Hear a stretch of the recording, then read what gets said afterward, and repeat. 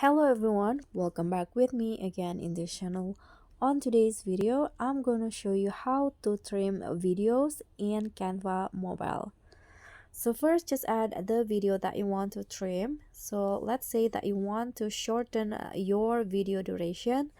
And here I'm going to just click on the video first and make it as the background first, like this. And to trim it, just click on the video again. Here, swipe through the menu at the bottom and you'll see this scissor icon.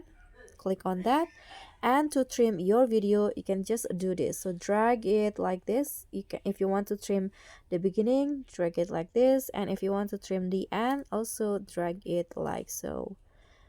Okay, when you're done, just close this and your video will be trimmed.